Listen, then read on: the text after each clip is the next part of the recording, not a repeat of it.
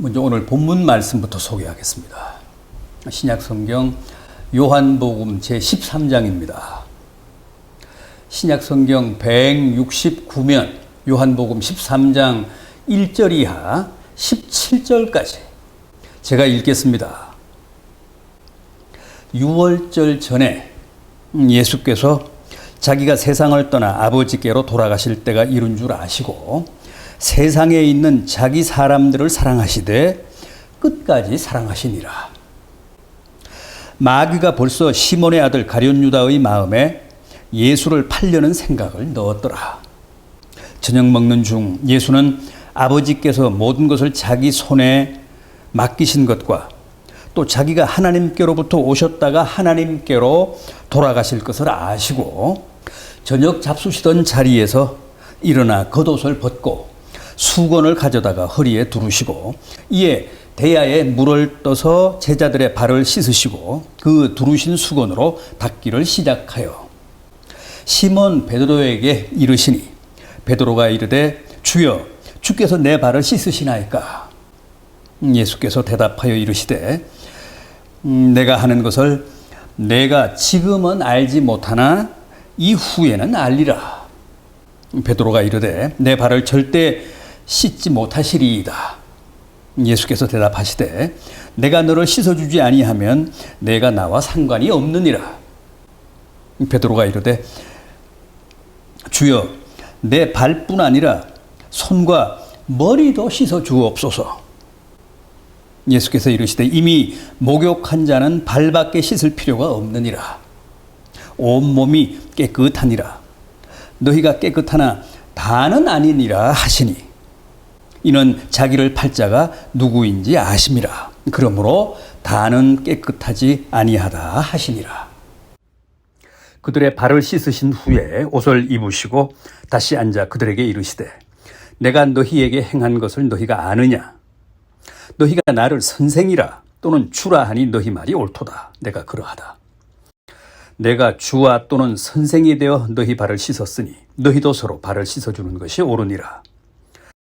내가 너희에게 행한 것 같이 너희도 행하게 하려 하여 본을 보였노라. 내가 진실로 진실로 너희에게 이르노니 종이 주인보다 크지 못하고 보냄을 받은 자가 보낸 자보다 크지 못하나니 너희가 이것을 알고 행하면 복이 있으리라. 아멘. 올해는 확실히 폭우도 더 잦고 무더위도 더 길게 가는 것 같습니다. 다들 건강하신지요?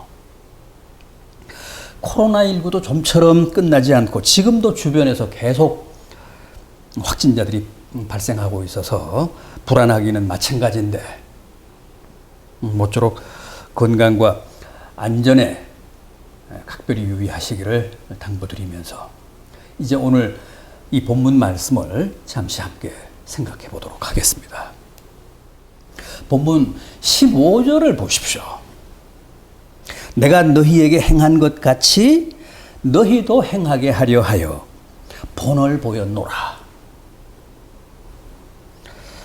주님이 최후 만찬석상에서 제자들에게 하신 말씀인데 뭐라고 하셨죠? 내가 너희에게 본을 보였다.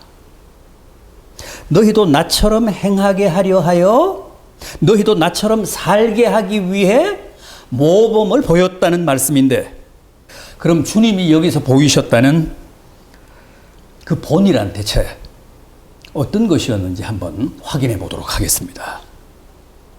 먼저 사랑입니다. 본문 1절을 보십시오. 유월절 전에 예수께서 자기가 세상을 떠나 아버지께로 돌아가실 때가 이른 줄 아시고 세상에 있는 자기 사람들을 사랑하시되 끝까지 사랑하시니라. 세상에 있는 자기 사람들을 끝까지 사랑하셨다. 여러분, 이게 바로 주님의 사랑, 하나님 사랑의 가장 큰 특징 아닙니까? 끝까지 가는 사랑. 어제나 오늘이나 영원토록 동일한 사랑. 쉽게 말하면 우리가 아무리 하나님의 사랑을 의심하고 하나님이 나를 버리셨다고 울며 불며 원망을 해도 우리가 아무리 시험에 들어서 나는 더 이상 하나님을 사랑하지 않겠노라고 선언을 해도 하나님은 여전히 우리를 사랑하신다는 겁니다. 아무리 내가 지금까지 붙잡고 온 하나님의 손을 놓는다 해도 하나님은 여전히 나를 붙잡고 가신다는 겁니다. 이처럼 하나님의 사랑, 주님의 사랑은 하나님의 존재, 주님의 존재만큼이나 영원하고 절대적이고 변함이 없으십니다. 자식은 부모를 버려도 부모는 끝까지 자식을 사랑하지 않습니까? 하기야 요즘은 꼭 그렇지만은 않죠. 부모를 살해하는 자식도 있지만 또 자식을 버리는 자식을 살해하는 부모도 없지는 않습니다. 사실은 이게 다 인간적인 사랑의 한계입니다. 인간의 사랑은 그게 아무리 숭고하다고 해도 아무리 부모의 사랑이고 자식 사랑, 부부 사랑, 형제 사랑이라고 해도 다 한계가 있습니다. 끝까지 가지는 못합니다. 그래서 이혼도 하고 의절도 하고 근친살인, 존속살인도 합니다. 인간의 사랑은 다 상대적이어서 그렇습니다. 인간의 사랑은 그게 어떤 사랑이든 다 절대적이지 않고 조건 반사적이고 계산적이어서 그렇습니다. 편협되고 선택적이고 이기적이어서 그렇습니다. 그러나 하나님의 사랑은 끝까지 가는 사랑이고 영원한 사랑이고 무조건적인 사랑이고 초월적인 사랑입니다. 이게 불가사의하다는 겁니다. 이게 정말 믿기 어려운, 실감하기 어려운 사랑이라는 겁니다. 그럼에도 여러분, 이걸 믿으셔야 합니다. 이 사랑을 반드시 확신하셔야 합니다. 이 세상 사람들이 다 나를 버리고 배신해도 하나님은 영원히 나를 사랑하시고 불쌍히 여기시고 끝까지 내 편이 되어 주시고 영원히 나의 아버지가 되신다는 사실을 절대 의심하지 말아야 합니다. 그래서 하나님의 선택은 영원한 선택이고 하나님의 구원은 영원한 구원이고 한번 하나님의 자녀면 영원한 하나님의 자녀고 한번 해병은 영원한 해병이 아니지만 한번 하나님의 백성이면 영원한 하나님의 백성이라는 겁니다. 오늘 이 본문도 보십시오. 이때 이미 마귀가 가룟 유다의 마음에 주님을 팔 생각을 넣었다고 하지 않습니까? 마태복음을 보면 이때 이미 가룟 유다는 대제사장들에게 주님을 팔고 은 30을 챙긴 후입니다. 그리고 나서 이 최후 만찬장에 나온 겁니다. 그렇게 되어 있습니다. 주님도 그걸 이미 아셨습니다. 그럼에도 불구하고 자신을 배신한 자기를 은 30에 판 그 가룟 유다의 발까지 씻기셨습니다. 사람을 사랑하시되 끝까지 사랑하시는 하나님의 사랑을 몸소 실천해 보이신 겁니다. 그런데 주님이 왜 그런 본을 보이셨다고요? 너희도 이를 행하게 하기 위해서라고 했습니다. 부디 주님이 우리를 끝까지 사랑하신 것 같이 우리도 그렇게 끝까지 주님을 사랑할지언정 주님의 사랑을 의심하거나 주님의 사랑에 회의를 품거나 주님의 사랑을 배신하거나 저버리는 배은망덕한 성도가 없으시기를 간절히 바람하지 않습니다. 다음은 또 뭡니까? 그 최후 만찬석상에서 주님이 보이신 두 번째 모범, 섬김입니다. 주님이 제자들과 함께 최후의 만찬을 드시고 그 자리에서 떡과 포도주로 이것은 너희를 위해 찢기는 내 살이라, 이것은 너희를 위하여 흘리는 내 피라 하시며 성찬식을 제정하시고 나서 또 어떻게 하셨죠? 또 뭘 하셨죠? 4절 이하를 보십시오. 본문 4절 이하. 저녁 잡수시던 자리에서 일어나 겉옷을 벗고 수건을 가져다가 허리에 두르시고 이에 대야에 물을 떠서 제자들의 발을 씻으시고 그 두르신 수건으로 닦기를 시작하여 제자들의 발을 씻기셨습니다. 팔레스틴은 건조하고 또 맨발에 샌들을 신고 다녔기 때문에 남의 발을 씻기는 행위 자체는 전혀 이상할 게 없습니다. 주님 당시만 해도 그게 그들의 일상적인 문화고 관습이었습니다. 그런데 그 일은 당연히 그 사회의 최하층이었던 종들, 노예들이 담당했습니다. 반드시 종이나 노예가 주인이나 그 가족, 또 멀리서 온 손님들의 더럽고 냄새나는 발을 닦고 씻겼습니다. 그게 일반적인 관습이었습니다. 그런데 여기서는 주님이, 선생님이 남의 발을, 그것도 제자들의 발을 씻기고 또 닦으셨기 때문에 충격적이었다는 겁니다. 이처럼 주님은 남을 섬기는 종의 노예의 도덕을 친히 실행해 보이시면서 너희도 이렇게 하라, 이렇게 살라고 하셨습니다. 13절 이하입니다. 너희가 나를 선생이라 또는 주라 하니 너희 말이 옳도다. 내가 그러하다. 내가 주와 또는 선생이 되어 너희 발을 씻었으니 너희도 서로 발을 씻어주는 것이 옳으니라. 여러분, 우리 믿는 사람들은 주님이 이렇게 직접 시범을 보이시고 모범을 보이신 것처럼 정말 남을 섬기며 마치 종처럼 남의 발을 씻기며 살아야 합니다. 주님만 섬기면 그것으로 내 할 일을 다 했다가 아니라 이웃도 그렇게 섬기며 살아야 그게 옳다는 겁니다. 지금 우리의 사정과 형편을 한번 보십시오. 지금까지는 무조건 그렇게 의리 갑을 섬겨야 했습니다. 그게 견고한 우리 사회의 질서고 오랜 위계 문화고 관행이었습니다. 학생이 선생을 섬기고 부하가 상사를 섬기고 사병이 장교를 섬기고 그게 당연지사고 또 순리였습니다. 그래야 살아남고 성공하고 출세하고 진급하고 졸업도 하고 학위도 받는 세상이었습니다. 그러나 이제는 아닙니다. 세상이 바뀌었습니다. 패러다임이 바뀌었습니다. 지형이 바뀌고 구도가 바뀌었습니다. 이제는 오히려 갑이 을을 섬겨야 살아남는 세상이 됐습니다. 선생이 제자를 섬기고 상사가 부하를 섬기고 장교가 되래 사병들을 섬겨야지 괜히 섬김을 받으려 하고 섬김을 강요했다가는 큰 코 다칩니다. 이제는 갑의 시대가 아니라 을의 시대입니다. 갑이 을을 섬겨야 합니다. 그런데 사실은 이게 바로 성서적이라는 겁니다. 주님을 보십시오. 벌써 2000년 전에 친히 제자들의 발을 씻기시며 갑이 을을 섬기는 본을 보이시지 않았습니까? 그러시면서 너희도 이렇게 하라, 이렇게 살라고 하셨습니다. 그런데 우리는 이제서야 겨우 그쪽으로 눈을 돌리며 관심을 갖기 시작했습니다.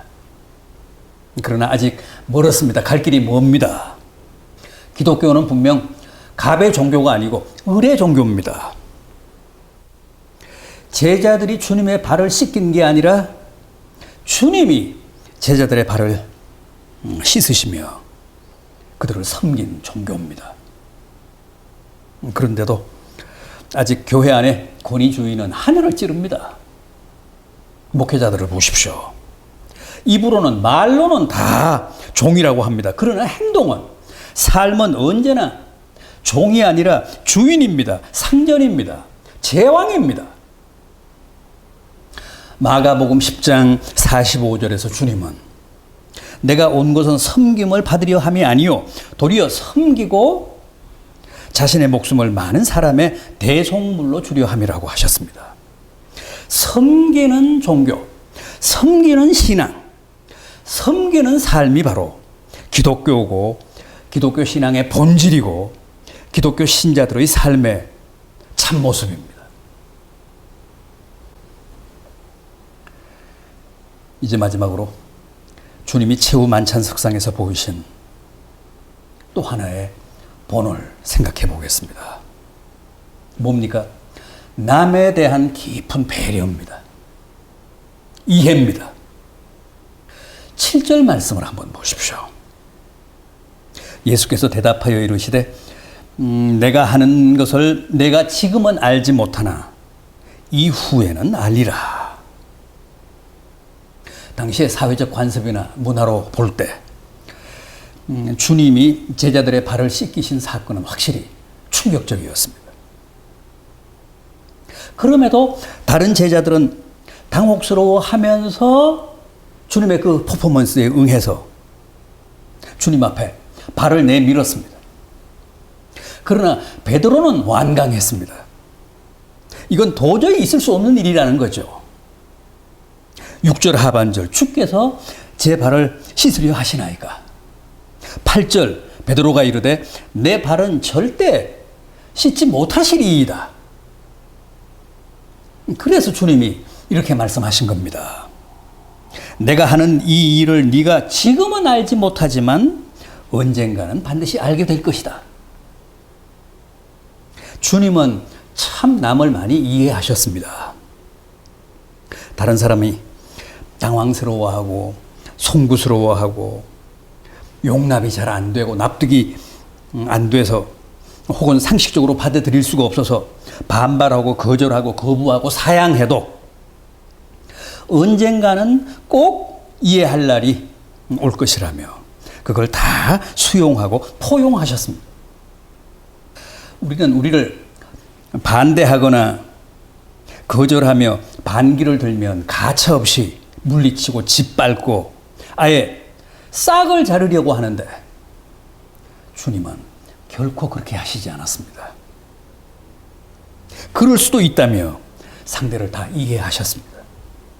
자신을 십자가에 못 박고 침뱉고 뺨을 때리고 온갖 모욕과 조롱을 다 하고 심지어는 자기 몸에서 벗긴 겉옷을 서로 갖겠다며 주님의 그 십자가 아래에서 제비 뽑기를 하는 로마 군사들에 대해 뭐라고 하셨습니까? 아버지여, 저들을 사하여 주옵소서. 저들은 자기들의 하는 짓을 알지 못함이니이다. 자기를 십자가에 못 박은 사람들을 저주하고 욕한 게 아니라 끝까지 그렇게 이해하시고 용서하시며 위해서 기도하셨습니다. 다 몰라서 그러는 거니까 저들을 사해달라며 비셨습니다. 마지막 겟세마네에서도 제자들에게 내 마음이 심히 고민하여 죽게 되었으니 너희는 나와 함께 깨어있어 기도하라고 당부하셨는데 제자들은 깨어있지 못하고 계속 잡니다. 주님이 몇 차례 깨우시다가 나중에는 뭐라고 하셨죠? 시몬아, 자느냐? 내가 1시간도 나와 함께 깨어있을 수 없더냐? 마음은 원이로되 육신이 약하도다. 정말 당시 제자들이 마음으로는 그렇게 원했는지는 모르겠습니다만 어쨌든 주님은 깨어 기도하지 못하는 제자들을 그렇게 이해하셨습니다. 여러분, 남을 이해하고 포용하고 수용하십시오. 불합리하고 이건 말이 안 된다고 생각이 돼도 일단은 용납을 하십시오.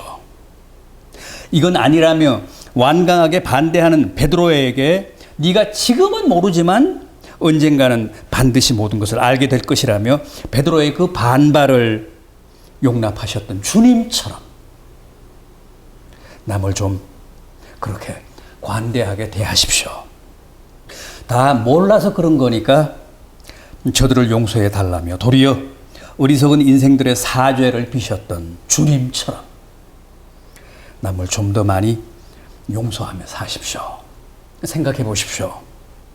만약 주님께 그런 이해심이 없으셨다면 남을 불쌍히 여기시는 관대함이 없으셨다면 오늘 우리가 과연 이렇게 주님 앞에 나올 수 있었을까요?